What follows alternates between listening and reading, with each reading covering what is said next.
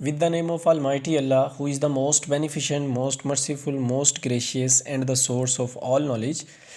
My name is Engineer Zainul Abedin, and I would like to warm welcome to all of you by saying the Islamic greetings. Assalamu alaikum wa rahmatullahi wa barakatuh.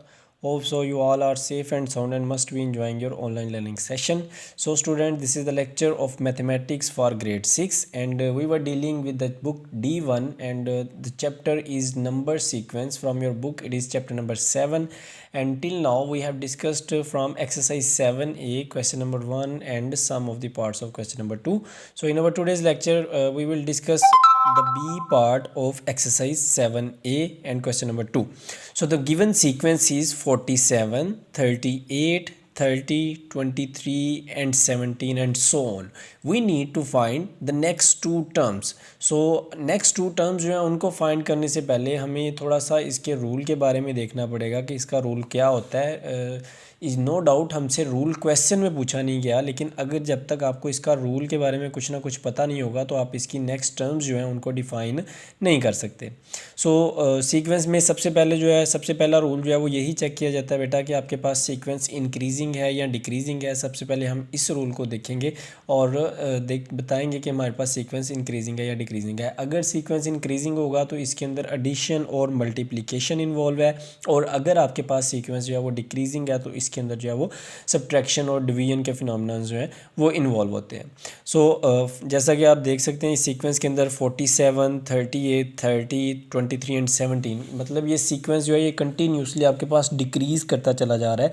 और अगर बेटा आपके पास sequence decrease करता चला जा रहा हो तो जैसा कि मैं पहले बता चुका हूँ इसमें आपको डिवीजन या सब्ट्रैक्शन का फिनोमेना देखने के अंदर मिल सकता है. और अगर सीक्वेंस डिक्रीज़ कर रहा हो तो रूल फाइंड करने के लिए हमेशा हम फर्स्ट टर्म में से सेकेंड टर्म जो है उसको सब्ट्रैक्ट करते हैं. लेकिन अगर इंक्रीजिंग फिनोमेना होगी, इंक्रीजिंग सीक्वेंस होगा तो फिर हम सेकंड में से फर्स्ट सब्ट्रैक्ट करते हैं. लेकिन अगर डिक्रीजिंग सीक्वेंस होगा तो फिर उसमें फर्स्ट में से सेकंड टर्म जो है उसको सब्ट्रैक्ट करके रूल फाइंड करने की कोशिश करते हैं.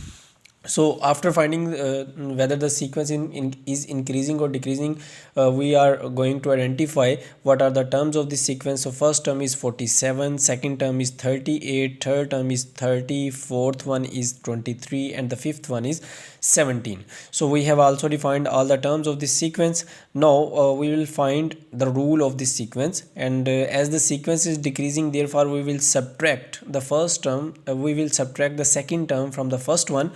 So I have written the first term over here 47 minus second term which is 38. 47 minus 38 equal to 9.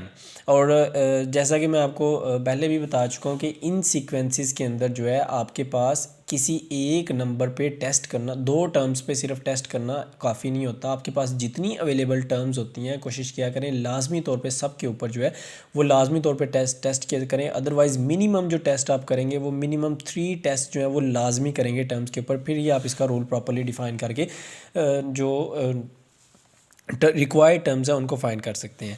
So first term minus second term करके मेरे पास आंसर 9 आ गया. इसी तरह जब मैं सेकंड टर्म माइनस थर्ड करता हूँ तो मेरे पास 38 माइनस 30 इक्वल टू 8 आ जाता है.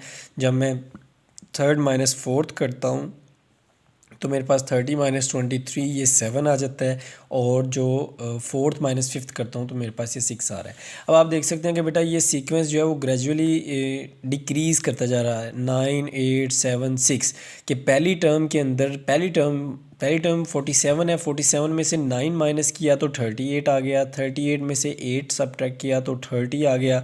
30 में से देन 7 सब्ट्रैक्ट किया तो 23 आ गया. और 23 में से फर्दर 6 सब्ट्रैक्ट किया तो 17 आ गया. इसका मतलब ये नंबर जो है वो कंटिन्यूसली डिक्रीज़ करते जा रहे हैं. अगर मैं 17 में से 5 सब्ट्रैक्ट कर दूंगा तो मेरे पास जो है इसकी 6th टर्म आ जाएगी. और अगर मैं 17 में से 5 करके जो आंसर 12 आ रहा है 12 में से फर्दर 4 सब्ट्रैक्ट कर देता हूँ तो मेरे पास उसकी नेक्स्ट टर्म आ जाएगी. सो स्टूडेंट्स मैंने यहाँ पे जो है 6 टर्म फाइंड करने के लिए 5th टर्म लिखी और उसमें से सीक्वेंस के लिहाज से 5 सब्ट्रैक्ट कर दिया जो कि 12 आ गया. और अगेन फिर 12 में से मैंने 4 को सब्ट्रैक्ट कर दिया जिसके नतीजे में मेरे पास 8 जो है इसकी 7th टर्म जो है वो आ गई है. Okay, hope so students it is clear to all of you, and alhamdulillah our exercise 7a has been completed now.